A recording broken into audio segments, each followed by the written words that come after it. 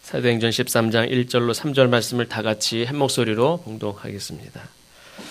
안디옥 교회에 선지자들과 교사들이 있으니 곧 바나바와 니게르라 하는 시므온과 구레네 사람 루기오와 분봉 왕 헤롯의 젖동생 마나엔과 및 사울이라. 주를 섬겨 금식할 때에 성령이 이르시되 내가 불러 시키는 일을 위하여 바나바와 사울을 따로 세우라 하시니 이에 금식하며 기도하고 두 사람에게 안수하여 보내니라. 아멘. 가브리엘 성가대에 찬양하겠습니다.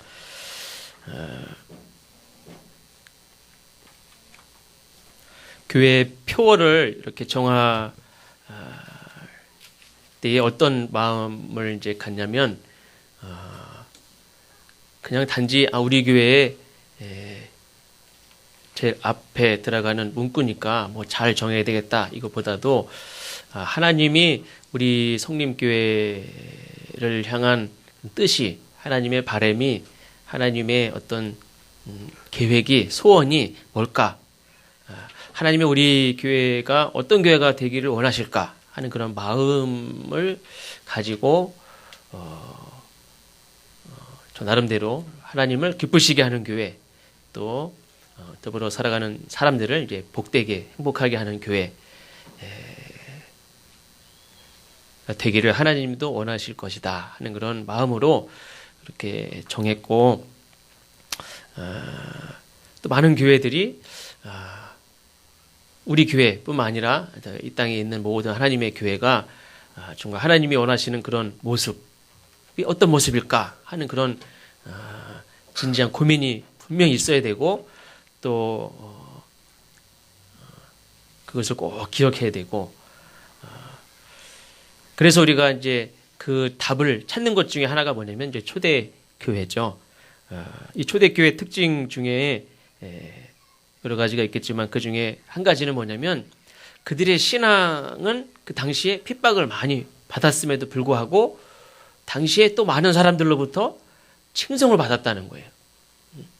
두 가지가 동시에 있었습니다. 핍박도 많이 받았지만 성경에서 증거하는 거는 세상에 많은 사람들로부터 칭송을 받았다는 거예요. 그래서 이 두 가지가 동시에 있습니다. 그럼 이 시대에 칭송을 받는 교회는 어떤 교회인가? 우리가 아는 교회들이 많이 있죠. 성림교회도 있고, 또 옆에 나섬교회도 있고, 옆에 열린교회도 있고, 옆에 앞에도 있고, 큰 교회는 또 보편교회도 있고, 많은 교회가 있고, 뭐 또 이름이 많이 알려진 그런 교회들도 많이 있죠. 그러면 이 시대에 칭송받는 교회는 어떤 교회일까? 한때는 많은 사람들에게 좋은 교회라고 알려졌던 그런 교회인데, 또 요즘에는 그렇지 못한 그런 교회들도 있죠. 사회에 문제가 되고 지탄의 대상이 되는, 또 받아들이는 사람들 입장에서는 또 그걸 또 핍박이라고 받아들이는 사람도 있지만, 어쨌든 그들의 신앙은 핍박하는 사람들이 존재했지만 또 칭송받는 자들이, 칭송하는 사람들이 있었고 칭송받는 교회였는데, 또 그것과 상관없이 그러면 어떤 교회가 좋은 교회냐? 요즘에는 대부분이 좋은 교회 그러면 제일 먼저 뭐를 생각할까요? 어떤 교회가 좋은 교회더라 그러면 제일 먼저 생각하는 게 뭘까요? 그 교회 목사님이 어떤 목사님인가? 그 목사님이 훌륭한지, 목사님을 이제 많이 생각을 합니다. 목사님이 좋은 교회, 저도 다른 목사님들의 설교를 많이 듣지는 못했지만 목사님을 이렇게 뵙고 말씀을 듣고 그 교회 참 좋은 교회겠다라고 그렇게 생각을 하는 그런 교회들도 있습니다. 제가 개인적으로 가보지도 못했고 그 교회 교인들을 만나보지도 잘 못했지만, 제가 참 좋은 교회다라고 생각하는 교회 중에 한 군데가 어디냐면 서울에 김기석 목사님이라는 목사님이 심호하시는 그 교회, 그 목사님 제가 참 존경하고, 또 몇 군데 이렇게 어떤 목사님들 참 좋으신 목사님. 근데 목사님 설교도 참 좋으시고 그렇게 실제로 사시고 바르게 공의롭게 또 정말 인자하게 목회도 잘하시는. 근데 그 부목사한테 들었더니 또 행정은 또 잘 못하시더라고요. 그래서 좀 참 인자하고 모든 교인들 사랑하고 정말 성경의 예언자와 같이 바르게 하시는데 또 이 어떤 그 교회가 이제 커지니까 교회를 행정에 있어서도 잘 하시지만 또 그 밑에 있는 또 부목사는 함께 일하는 사역자는 또 뭐 그렇게만 또 좋은 게 아니다고 힘들다고 그러더라고요. 힘들다고. 어떤 교회가 좋은 교회냐? 우리는 대부분 이제 목사님이 말씀이 좋으면 그 목사님 훌륭한 분 같으면 그 교회는 좋은 교회라고 생각을 하지만 초대교회는 꼭 그렇지만은 않았습니다. 그 교회를 담임하는 꼭 담임자도 그때는 없었지만 그러한 목사님이 좋은 교회이기 때문에 그 교회는 좋은 교회라고 하기보다도 오히려 반대로 좋은 평신도들이 있는 교회가 많은 세상 사람들로부터 칭송을 많이 받았어요. 지금하고는 좀 반대죠. 지금은 목사님 한 분만 보고 그냥 그 교회를 좋은 교회, 나쁜 교회 이렇게 하지만 그런 경향이 있지만 초대교회는 좋은 평신도들이 이렇게 세상 가운데에서 인정을 받고 칭송을 받고 그러면서 특별히 오늘 우리가 살펴보려고 하는 이 안디옥 교회도 지난번에도 우리가 살펴봤지만 이 안디옥 교회도 좋은 믿음의 성도들이 있었어요. 우리가 지난번에도 살펴봤듯이 로마의 핍박을 받는 그런 가운데서도 신앙적인 것들 때문에 핍박을 당하고 어려움 가운데 있었음에도 불구하고 세상 사람들로부터는 진정한 의미로서의 그리스도인 예수님에게 진정으로 속한 세상에 우리가 더불어 살지만 진정 저 사람은 예수님에게 속한 사람이다 라고 그렇게 불려질 만큼 진정한 그리스도인으로 인정받는 그리스도인이라고 불렸던 사람들이 안디옥 교회 성도들이었죠. 여기 목사님을 두고 얘기한 게 아니에요. 그 성도들 한 사람 한 사람이 진짜 예수님에게 속해 있는 그런 사람들로 보여졌고 그렇게 받고 세상 사람들이 그렇게 불렀어요. 그리스도인이라고. 본문에서도 우리 안디옥 교회의 아름다운 모습을 살펴볼 수가 있는데 몇 가지를 살펴보려고 합니다. 첫 번째로는 그 오늘 본문에 나오는 말씀에 그 사람들을 이렇게 살펴보니까 다양한 사람들이 모여 있는 그런 교회였어요. 교회가 이렇게 다양한 계층과 다양한 인종이 모여서 예배를 드린 지가 사실 얼마 안 됐어요, 사실은요. 미국도 그래요. 그렇죠? 지금도 그래요. 어떤 목사님이 그러더라고요. 그 감리신학대학에서 강의하시다가 연세대 강의하시고 또 정동제일교회 담임도 하셨던 은중관 박사님이 80이 넘으셨는데 그런 말씀을 하시더라고요. 미국에 가서 유학을 하는 중에 3년 동안 아직 한국에를 고향을 집을 찾아오지 못하고 이제 가난한 유학생이니까 그냥 공부를 하고 있는데 어떤 그 아프리카 에서 온 뭐 그분은 거기서 미국에 태어났겠지만 그분이 같이 공부한 어떤 그분이 은중간 박사님에게 너는 참 행복하겠다고. 나는 지금 3년 동안 집에도 못 가는데 뭐가 행복하냐? 그랬더니 당신은 그래도 돌아갈 고향이 있지 않느냐? 땅이 있지 않느냐? 너는 니네 땅이 여기잖아, 여기. 그랬더니 자기네 땅은 여기가 아니래요. 그러니까 이 얼굴색이 검은 이 사람들은 200년이 넘게 여기서 살지만 자기 조상 몇 대에 걸쳐서 여기 살아왔지만 여기는 자기 땅이라고 생각을 안 한다는 거예요. 여기는 내 땅이 아니래요. 자기는 자기 땅도 또 없어요, 실제로. 돌아갈 땅도 없어요. 그래서 몇 대에 걸쳐서 여기서 계속 자리도 잡고 좋은 집도 가지고 자리 잡고 살면서도 여기는 내 땅이 아니에요. 너는 참 좋겠다. 돌아갈 땅이 있어서. 대대로 5천만 년이라고 얘기하는 그렇게 5천만 년이 아니죠. 5천 년이죠. 5천 년이라고 얘기하는 그 네 한국 땅이 있지 않느냐. 이 사람들은 자기 땅이 없어요. 그리고 고향이 없고 이러한 사람들. 성경에도 보면 이러한 사람들도 안디옥 교회에 있고 1절에 보니까 먼저 말씀드리면 선지자들과 교사들이 있었다 이렇게 얘기합니다. 교회는 목사님만 있고 나머지는 다 성도만 있는 게 아니죠. 어떤 은사에 대해서 말씀하실 때도 목사나 교사나 선지자나 예언하는 자, 방언하는 자, 뭐 여러 사람을 얘기하고 있죠. 교회는 목사와 성도로 구별하는 게 아니에요. 우리는 그냥 목사와 나머지 성도들 이렇게 구별하기 쉽지만 그건 이제 목사 입장에서 그렇게 한 거고 성경에 보니까 선지자들과 교사들이 있었다는 것을 분명히 먼저 기록을 하고 있습니다. 선지자 교사는 공통적인 게 뭐냐면 하나님의 말씀을 전하고 가르치는 자입니다. 그러니까 교회가 건강하고 바르게 서고 또 긍정적인 의미에서 성장을 하려면 뭐가 있어야 됩니까? 배워야 돼. 계속 배우는 존재여야 되고 동시에 또 가르치는 가르침이 있을 때 교회가 건강한 교회 공동체가 될 수 있죠. 서울의 어떤 교회는 모든 성도들이 서로 이렇게 얘기를 계속 한다고 합니다. 좀 과격하게 들릴지는 모르지만 말씀을 배우든지 가르치든지 아니면 교회를 떠나든지 둘 중에 하나를 하라는 거예요. 그러니까 교회 공동체를 향해서 하나님이 명령하신 것도 뭡니까? 마태복음 28장 20절에 보면 내가 너희에게 분부한 모든 것을 가르쳐 지키게 하라. 볼지어다 내가 세상 끝날까지 너희와 항상 함께 있으리라 하시니라. 세상 끝날까지 항상 함께 있겠다고 약속한 대상이 누구냐면 예수님께서 분부한 모든 것을 가르쳐 지키게 하는 것들을 그 말씀에 순종하는 가르치고 배우는 그 사람들에게 주신 약속이에요.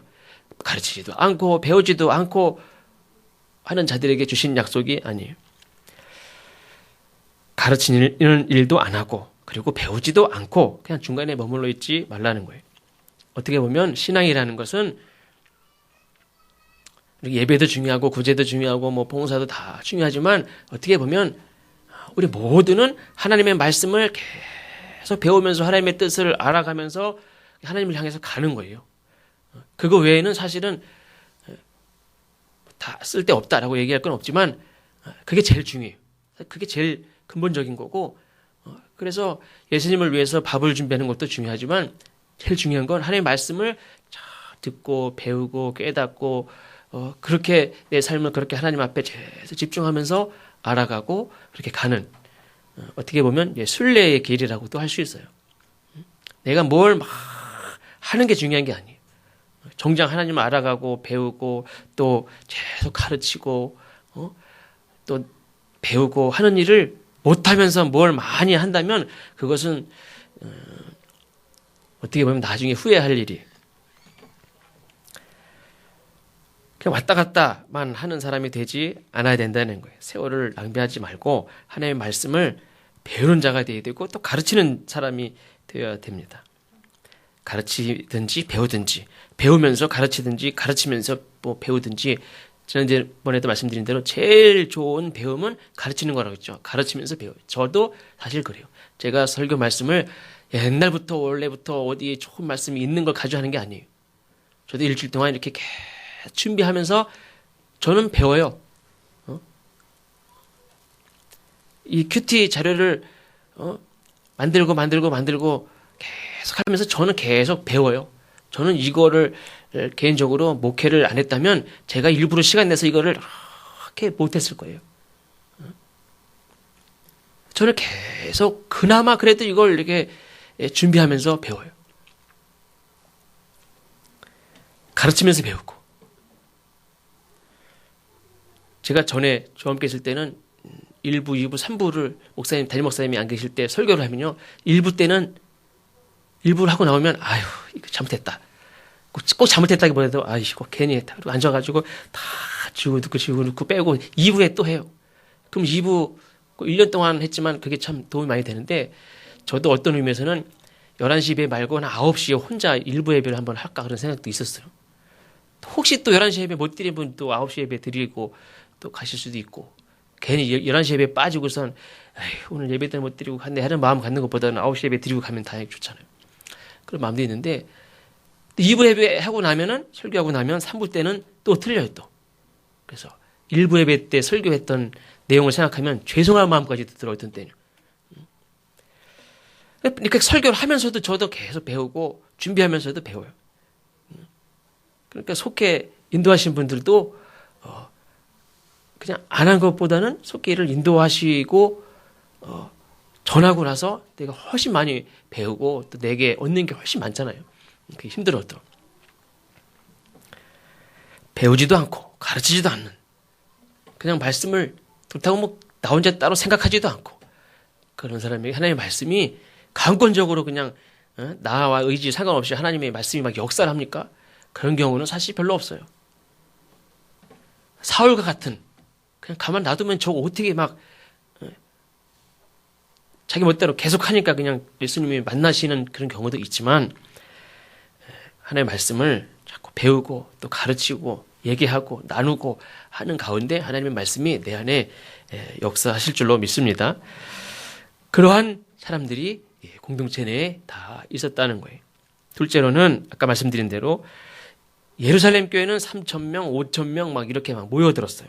사람이 많이 있었어요. 근데 대부분이 유대인들이었어요. 유대인들이 얼마나 배타적입니까? 다 그런 사람들끼리 모였어요. 근데 이 안디옥 교회는 유대인들뿐만 아니라 다양한 민족, 다양한 인종, 또 문화를 초월한 그래서 많은 사람들이 모인 공동체였습니다. 1, 2절에 보면 안디옥 교회는 바나바, 우리가 잘 아는 바나바, 이 바나바는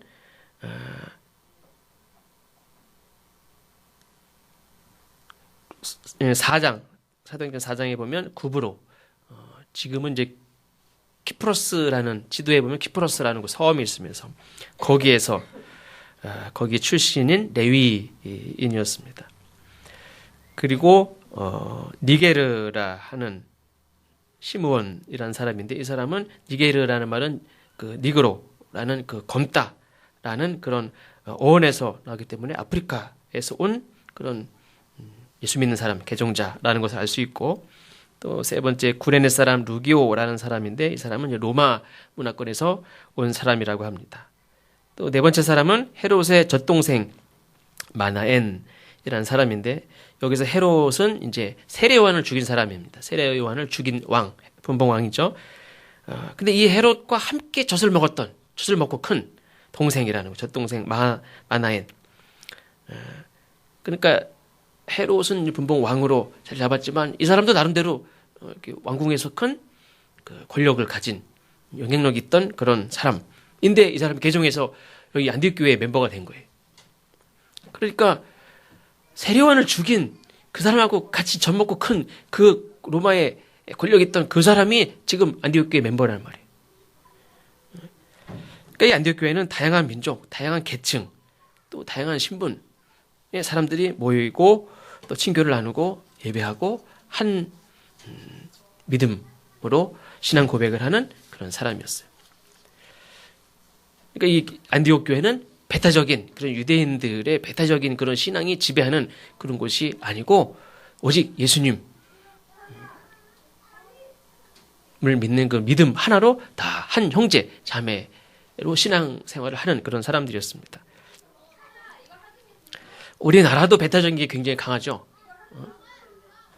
조엘 박이라는 목사님이 맞아 죽을 각오로 쓴 한국교회 비판이라는 책에서 제일 먼저 극복해야 될 것이 뭐냐면 배타주의를 극복해야 된다. 이렇게 얘기를 했습니다. 한국 사람들도 마찬가지고 이 한국 교회도 배타적인 게 너무 많아요. 또 김경일이라는 사람이 공자가 죽어야 나라가 산다. 유교가 물론 우리나라에 이렇게 기여한 바도 많이 있죠. 또 가정을 이렇게 세우려고 했고 또 효를 강조했고 또 뭐 긍정적으로 평가할 수도 있고 부정적으로 평가할 수도 있지만 국가에 대해서 뭐 이런 많은 역할들을 했지만 유교의 특징 중에 하나가 뭐냐면 획일적인 그런 문화죠. 이것과 함께 어떤 군사적인 문화, 그냥 일사불란하게 통제하고 강조하고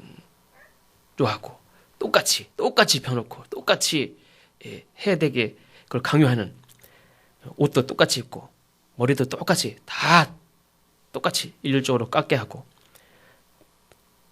12시면 똑같이 다 집에 들어가게 하고 똑같은 시간에 일어나게 하고 똑같이 밥을 먹어야 되고 똑같은 반찬을 먹게 하고 다 머리 깎는데 혼자 머리 기르면 와서 그냥 경찰들이 와서 깎고 다 놀 때 혼자 책 보면 저는 나쁜 놈이에요. 학교에서도 다 노는데 혼자 책 보면 뭐 저런 놈이 다 있어. 막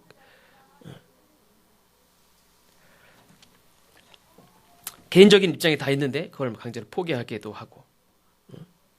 직장 생활 하시는 분들은 회식하시죠. 회식 다 하는데 다른 사람 다 술을 다 따라서 다 부딪히는데 혼자 저는 사이다 마실래요? 다음부터 나오지 마 하면 다 오히려 더 좋겠는데 다 마셔야 되고 그냥 똑같이.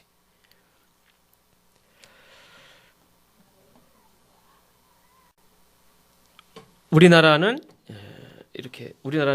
미국은 52주로 나눠져 있죠. 근데 우리나라가 그 한 주, 52주 중에 한 주에 8분의 1밖에 안 된대요. 굉장히 작은 나라죠. 그런데 그게 또 나눠졌어요. 그리고 전라도, 경상도, 충청도, 뭐 경기도 이렇게 나눠가지고 출신에 따라서도 또 서로 이렇게 다 선입견이 얼마나 강한지 몰라요. 근데 이 안디옥 교회는 부자와 가난한 교회, 가난한 사람들이 함께 예배드렸던 그런 교회.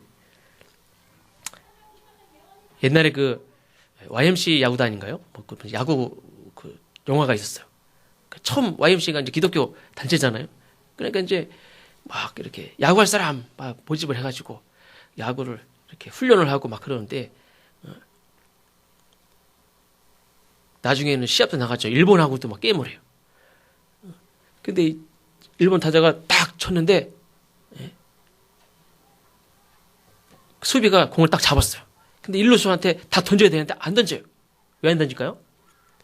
일루수는 우리 집 머슴이에요. 나는 양반이에요. 그러니까 내가 주워서 일루수한테 던져주게 생겼어요, 지금. 안 던져요.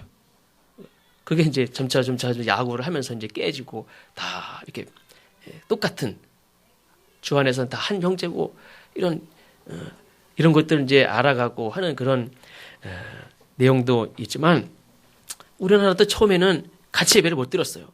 처음에 교회가 이렇게 세워지고 예배 드릴 때는 이렇게 중간에 나눠가지고 이쪽은 남자, 이쪽은 여자를 드렸어요. 심지어는 목사님도 이렇게 천막을 치고 여자 쪽은 가리고 남자 쪽만 보고 설교를 했고 여자 쪽은 못 봤어요. 이러면 여자하고 이렇게 남자 칠세 부동석인데 같이 얼굴을 보고 얘기하는 게 이거 경망스러운 거예요. 나중에는 이 휘장을 여기 쳤던 걸 휘장을 떼었죠. 이렇게 30년대에 들어서 떼었대 이거를. 정동교회에서는 1910년 그 정도부터도 벌써 거기서는 여성 청년들이 지도자들이 단상에 나와서 막 강연도 하고 그러면 남자들이 앉아서 다 글 듣고 그랬는데 이 시골에서는 그 휘장을 치고 그걸 아직 못 뜯었어요. 서로 쳐다보지도 못하게 하고. 그래서 같이 예배 드린 지가 얼마 안 됐어. 그렇게 여기 남자 여자도 섞어서 예배 드리는 게 제가 어렸을 때도 이쪽은 다 남자 이쪽은 다 여자. 그래서 둘이 같이 앉아있으면 저도 왠지 모르게 쫙 쳐다봤어요. 저분은 그것도 부부가 아닌 것도 아닌데 부부인데도 저분은 같이 앉아있네. 그게 원래 당연한 건데도 그게 이상했어요 오히려. 근데 안디옥 교회는 부자와 가난한 자가 함께 예배드리고 가문이 좋은 사람과 출신 배경이니 그냥 이렇게 내세울 것 없는 그런 사람들이 함께 예배를 드려서 당연한 거지만 이때는 불가능한 거예요. 있을 수도 없는 일이에요. 공부 많이 한 사람과 일자 무식한 사람도 같이 예배 드렸어요. 유대인과 이방인이 함께 예배 드렸어요. 최근까지도 무조건 이유 없이 노예로 사는 것이 당연하게 여겼던 남북 전쟁이 있을 때도 노예 문제가 있었지 않습니까? 그러니까 이 남쪽 사람들은 어떻게 했습니까? 이거는 하나님 믿는 거 믿는 거 노예는 노예야. 노예는 원래 노예야. 그거를 폐지하면 안 돼. 노예는 원래 노예야. 그 근본적으로 틀려 그거는. 그렇게 주장을 했었어요.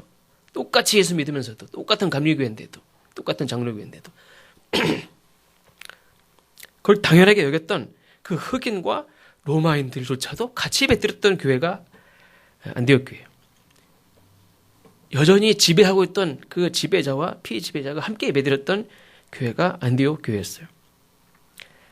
아무리 능력이 많아도 나하고 다르면 싫어요. 같이 예배드릴 수 없어요.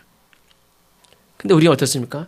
다 그냥 뭐 하나라도 맞으면 우리는 그냥 다 또 넘어가요. 또 저 사람이 잘못해도 뇌물을 주고 뭐 어떻게 해도 그냥 다 넘어가요. 또 우리나라. 고등학교 동창이라든지 고향만 하나 갖다 보세요. 그냥 다 인정이 돼요. 그냥.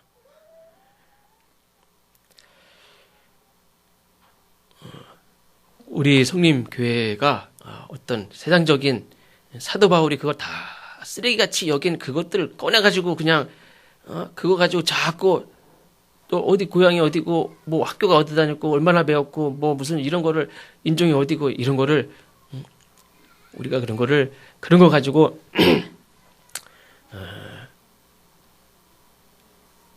그게 뭐 이렇게 서로를 알아가는 데 도움이 될 수도 있지만 그런 것들 때문에 얼마나 우리가 이렇게 관계가 깨지는지도 몰라요. 세상에서는 그런 게 문제가 되기도 하고 그게 어떤 친목 도모에 도움이 되는지 모르지만 우리는 그것으로 우리가 모인 것이 아닌 줄로 믿습니다. 세 번째로는 어려운 환경에서도 이 안디옥 교회 성도들은 여전히 금식하면서 기도하는 공동체였어요. 12장에도 나오지만 천지의 기근이 들었어요. 막 죽어가는 가난으로 기근으로 죽어가는 많은 형제들을 돕기 위해서 이 안디옥 교회 성도들은 최선을 다해서 헌금을 했어요. 자기들도 어려운 상황이지만 최선을 다해서 헌금을 하고 12장 마지막에 나오지만 바나바와 사울이 그 헌금을 다 가지고 전달하고 돌아왔어요. 돌아온 이후에도 구제금을 전달한 이후에도 안디옥 교회는 여전히 금식하며 기도를 하고 있었어요. 2절 첫 번째 보면 주를 섬겨 금식할 때에 이들은 나도 어려운데 남을 도우려면 내가 좀 덜 먹어야 되지 않습니까? 그래서 금식하면서 그거를 식량을 더 아껴서 헌금을 해서 다 전달을 했어요. 그럼 이제 먹어도 되잖아요. 근데 이 사람들은 여전히 금식하면서 기도하는 삶을 살았어요.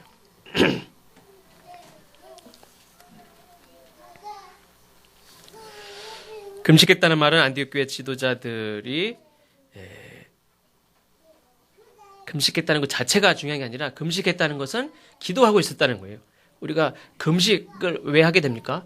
그냥 기도하는 중에 어떤 때는 더 간절히 기도하는 중에 작정하게 기도하는 중에 안 되면 어떤 때는 안 되면 한계에 이르면 그때 우리가 보통은 한 금식을 하는 경우가 있죠. 안 되겠다. 금식해야 되겠다. 하면서 간절하게 매달리고 기도하는데 그래서 간절한 기도의 방법 중에 하나가 금식이죠. 한번 해볼까? 그래서 1년에 한 번은 3회 금식 한 번은 해봐야지. 그래가지고 하는 게 아니란 말이에요. 목사님들은 보니까 뭐 열흘 금식도 보통 하던데 나도 한번 해볼까? 그래야지 뭐 어디 가서 열흘 금식 했다는 말을 하죠. 그래서 하는 게 아니란 말이죠. 금식은. 금식을 하게 되는 경우를 보면 야 큰일 났다. 안 되겠다. 하나님 막 매달려서 할 때 금식을 하지. 나도 한번 해보자. 뭐 목사님들 경력에 붙이듯이 40일 금식 하는 사람들은 신령하지 않고 그러니까 최소한 열흘은 해야지 그래도. 그래서 하는 게 아니란 말이죠. 그냥 하면은 어떻습니까? 내가 이거 왜 시작했을까? 후회가 3일도 안 돼서 돌아온단 말이에요. 분명한 목적도 없고 간절함도 없으니까 이거는 그냥 얼마든지 나중에 해도 되는 거를 왜 괜히 이때 했을까? 후회를 해요. 잠을 잘 수 없으니까 밥을 먹을 수 없을 지경에 이르니까 그때 금식하고 하는 거죠. 그러니까 이 안디옥 교회 성도들은 늘 간절한 마음을 가지고 기도하면서 살았다는 것을 볼 수가 있습니다. 마지막으로는 아까 앞에서 이제 1절에서 나온 그런 인물들이 있죠. 이 안디옥 교회 성도들의 멤버들 중에서 그래도 나름대로 영향력이 있는 이렇게 이름이 거론되는 인물들이라고 볼 수가 있습니다. 그 중에서 바나바와 사울을 따로 세우라 이렇게 말씀합니다. 따로 세운다는 말은 그 사람을 그 교회에서 분리하는 거예요. 물론 그 교회가 하나님의 교회고 하나님 세우신 교회고 하나님이 함께하는 교회고 하나님 안에 있는 교회지만 하나님이 그 가운데서도 또 분리를 했어요.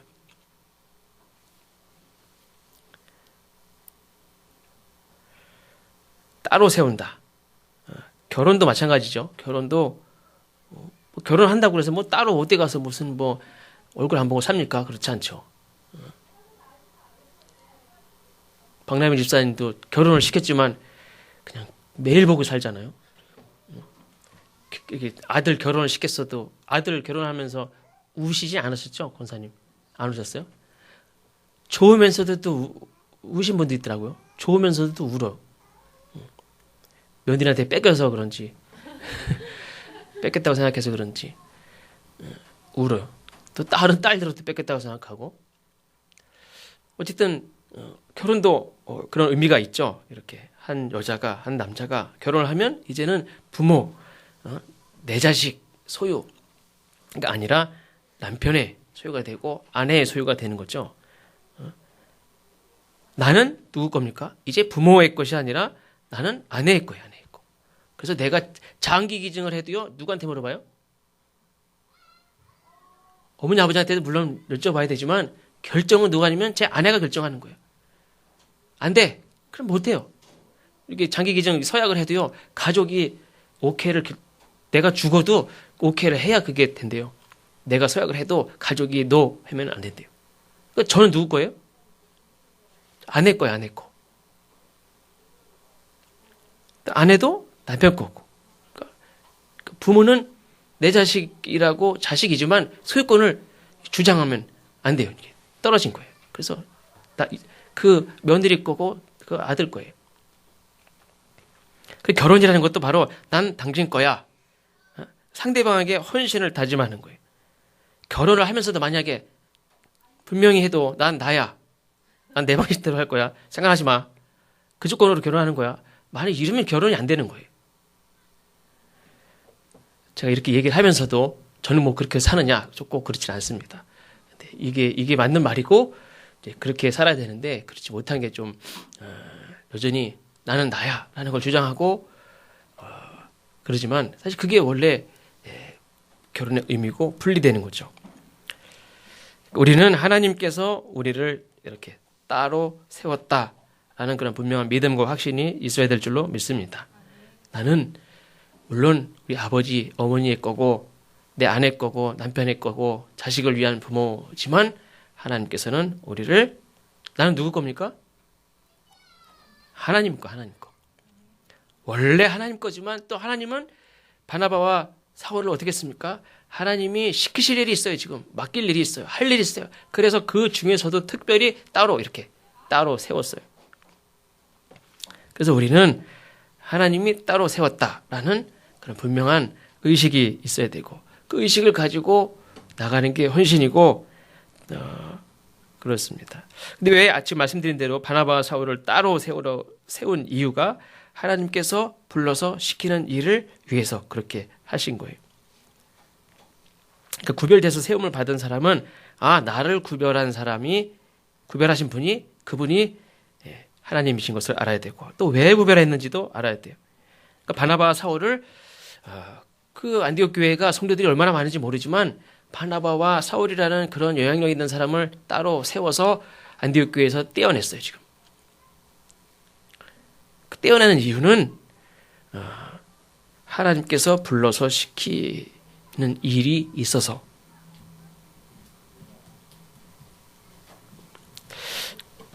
근데 제 생각인지 모르지만 안디옥 교회에 지금 말씀드린 대로 뭐 다른 그런 훌륭한 사람들이 많이 있겠지만 어떻게 보면 바나바와 사울이 제일 능력 있는 영향력 있는 지도자가 아닌가. 그럼 이제 바울이라는 사람과 사울이라는 사람과 바나바를 이렇게 안디옥 교회에서 따로 떼서 내보내면 교회가 힘들지 않을까. 지금 가장 막 부흥하고 있는데 바나바의 영향력이 지금 한창 있어서 교회가 부흥하고 있고 사울의 열심 있는 청년이 들어와서 교회가 막 부흥하고 있는데 그 아까운 사람을 우리 교회가 아닌 다른 교회, 다른 현장으로 하나님이 보내고 계시단 말이에요. 이때 안디옥 교회가 어떻게 했습니까? 3절에 보니까 이에 금식하며 기도하고 두 사람에게 안수하여 보내니라. 요즘 교회의 모습 어떻습니까? 끊임없이 괜찮은 인물을 계속 모으기만 힘을 쓰지 세상을 향해서 믿음의 사람들을 자꾸 보내는 일은 잘 못해요. 왜 그렇습니까? 당장 내 교회에 일꾼이 없다고 생각하기 때문에 그래요. 전에도 말씀드렸죠. 어떤 교회는 출석 인원만 7,000명인데 그냥 일할 사람이 없어서 맨날 허덕인데요. 저는 양평에서 처음 이렇게 할 때 어른 한 명하고 애들 뭐 한 7, 8명 있을 때 그랬어요. 야, 교회에 한 20명만 있어도 내가 못할 게 없겠다. 강화에서는 한 15명, 20명 정도도 안 됐는데, 야, 50명만 있으면 내가 진짜 못할 게 없겠다. 50명 있는 교회들, 100명 있는 교회들 좀 못하지, 뭐 하는 거야 도대체. 이런 마음을 가졌어요. 근데 제가 성립교회 와가지고는, 제 또 전에 있던 교회에서는요, 출석 인원이 한 400명, 제적 인원은 뭐 한 600명, 700명 되지만, 도대체 이 인원 가지고 도대체 하는 게 없어요. 이 교회가 뭐 하는지 모르겠어요, 도대체. 말씀드렸죠? 출석 인원 7,000명 모이는 교회도요, 일할 사람이 없어요. 그래서 일단 계속 모으는 거예요, 계속. 왜요? 일꾼이 없어요. 계속 모아요, 모아. 당장 내 교회에 일꾼이 없어요. 근데 안디옥 교회는 뭐 인원이 얼마인지 모르지만 인원의 문제가 아니죠.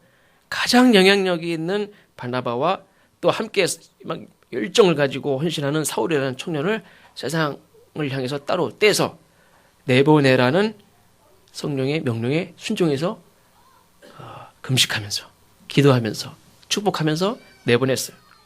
그러니까 교회는 내 교회를 키우는 게 사명이 아니에요. 어떤 교회 이렇게 오늘 아침에도 여기 앞에서 이렇게 계속 이렇게 전도지 들고 전도하면서 서서 보니까 수많은 교회가 지나가더라고요.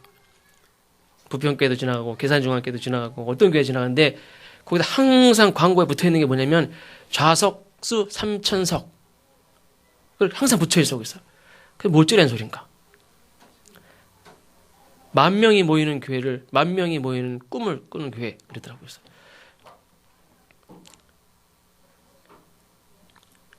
10,000명 모이는 교회 목사님들도요 고민하는 게 그거예요. 10,000명이 모이는데 도대체 실제로 정말 하나님이 원하시는 일들을 내가 하고 있다라는 그런 확신이 없어요, 다. 도대체 이게 뭔가? 그런 딜레마에 다 빠져 있어요. 교회를 키우는 게 교회의 사명이 아니라 믿음의 사람들을 키워서 믿음의 사람들을 세워서 키워서 세상을 향해서 내보내는 것이 교회의 사명인 줄로 믿습니다. 세상의 조직은 어떻습니까? 훌륭한 인물들이 많이 포진되어 있느냐? 훌륭한 인물들이 우리에게 있느냐? 그게 그 조직의 힘이 돼요, 실제로. 그죠? 정당도 그렇죠. 정당도 이렇게 보면 무슨 당이든 뭐 나름대로 존경하는 인물들도 있을 수 있겠지만 어떻게 보면 다 괜찮은 사람이 없어요.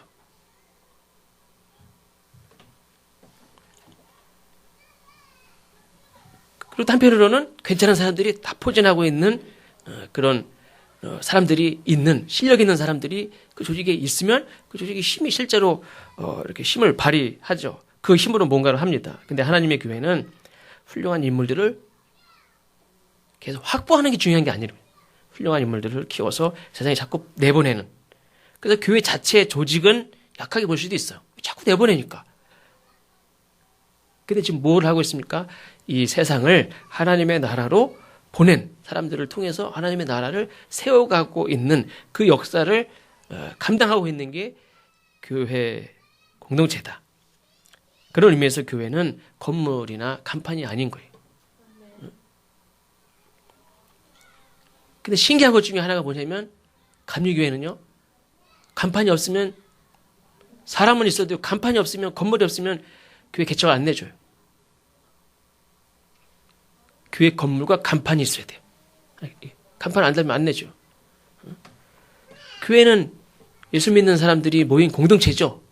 회중이에요. 성전은 성막대도 있고 뭐 지금도 있고 뭐 성전이 다가 아니죠. 모인 사람들이 없으면 뭐 그 뭐합니까 그게. 교회 건물 자체가 어떤 뭐 힘을 발휘합니까? 그렇지 않죠. 오늘 본문의 말씀에 따로 세우라 하고 말씀하신 분이 누구냐면 성령이죠. 옛날에 어릴 때 제가 이렇게 교회 학교 때 게임 중에 많이 했던 것 중에 뭐냐면 성령이 가라사대 하면 따라하고 성령이 가라사대 아니고 손을 드세요. 그러면 안 따라하는 거고 성령이 가라사대 손을 드세요. 그럼 따라하고 뭐 그래서 헷갈리게 해가지고 했던 그런 게임이 생각나는데 그것도 그 게임도 괜찮은 것 같아요. 왜냐면 우리는 성령이 가라사대 성령이 명령하실 때는 안 하고 그냥 누가 하라고 그러면 막 하기도 하고 그러는데 꼭 성령이 가라사대 성령께서 명령하실 때 이 안디옥 교회가 순종을 했어요. 금식하면서 기도하면서 축복하면서 우리 교회 바나바와 사울이 없어진다는 거는 말이 안 된다고 생각할 수도 있어요. 응? 그런 의미에서 우리 성림교회 지금 제가 누구 나가라는 소리가 아닙니다. 절대로. 장차 모르지 뭐 혹시 하나님이 또 저희 지금 몇 명 안 돼요. 지금 나중에 뭐 사람이 많으면 그때 하나님이 갑자기 누구 내보내라 그러면 내보내라고 하면 그때도 우리가 순종을 해야겠죠. 왜 그러냐면 많은 목사님들이 많은 교회들이 50명도 안 돼요. 100명 안 돼요. 아까 말씀드린 600명, 700명에도 어떤 목사님이 개척을 나갔어요. 그러니까 이 지역에 있는 여기 한 7가정만 떼주십시오. 절대로 안 돼요. 그래가지고 결국에는 그냥 무슨 분란이 일어나서 결국엔 깨져서 나갔어요. 그 떼주면 얼마나 좋아요. 제가 아는 어떤 목사님 교회는 거기서 계속 부목사로 사역하시다가 이제 강남에 어떤 색깔을 얻어서 목회를 나가셨는데 1년 전부터 목사님이 계속 광고를 해요. 아예 나갈 사람 자원하고 2년 나갈 사람, 1년 나갈 사람, 5년 나갈 사람, 10년 나갈 사람, 아예 나갈 사람 해가지고 다 자원을 받아서 나가라고. 근데 그렇게 신용만 하는 교회도 있고 그게 이제 그렇게 신용만 하고 실제로는 강조를 안 해요. 그럼 누가 거길 나가겠어요? 개척 교회를 안 나가지. 어떤 교회들은 300명이 나가더라고. 300명이. 그래서 다 나갔어요. 그 교회는 원래 등록 교인보다 출석 교인 더 많아요. 출석 교인이.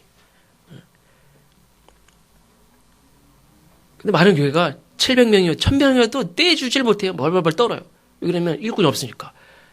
그 나가는 사람들이 다 일꾼이에요. 그냥 또 거기 해필이면. 그러니까 막 벌벌 떨어요. 저희 성립교회는 우리가 몇 명쯤 되면 평신도 한 2분을 좀 떼서 보낼까요? 예? 청장년 50명. 청장년 50명 되면, 이거 뭐 결정된 건 아니지만, 또, 이명호 집사님이 걱정되네요. 또 이명호 집사님이 나갈지. 저희 어머님은 아이고 그랬는데, 우리가 생각할 때 큰일 날 수도 있지만, 저도 그런 꿈이 있었는데, 그 꿈이 흔들리기도 해요, 사실은요. 왜냐면, 저는 개인적으로 한 100명 정도만 모이면, 저는 100명 이상도 제가 관리하기도 힘들어요, 사실.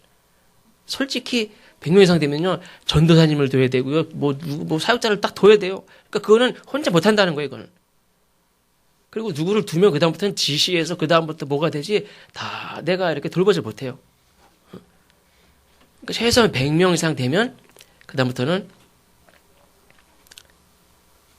선착순 100명 딱 끊고 그다음부터 오신 분들은 그냥 보낼까.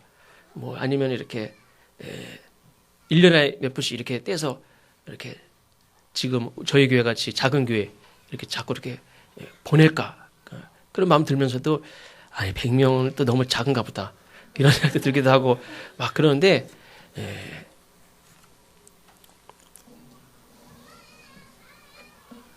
총장님 50명 돼서 나가신 누가 저 더 작은 교회로 가겠습니다. 그러면 저는 안 말릴게요.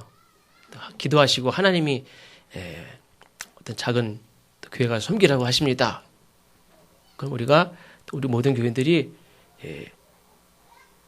헤어져서 슬퍼서 울지언정 축복하고 금식하고 기도하면서 보낼 수 있는 마음이 우리에게 있었으면 좋겠습니다. 그게 어떻게 보면 스스로 가난해지는 거고 우리가 자꾸 교회를 비대해지지 않고 자꾸 가난하고 또 우리가 사실 원래 해야 될 일들을 하는 거예요. 50명이 되기 전에라도 우리가 근데 이거는 분명히 성령께서 그렇게 바울과 사울을 떼서 보내는 게 쉽습니까? 그렇지 않죠. 그러나 이렇게 말씀하실 때에 금식한다는 거는 또 한편 그 일이 굉장히 감당하기 어려운 일이지만 기도하면서 축복하면서 보냈다는 거죠. 그러니까 그런 일들을 계속 해 나갈 때 교회가 건강하고 또 그 교회가 그리스도인이라는 그런 칭호를 그렇게 불림을 받았지. 3,000명 모인다고 그게 그리스도인이라고 불림을 받겠습니까?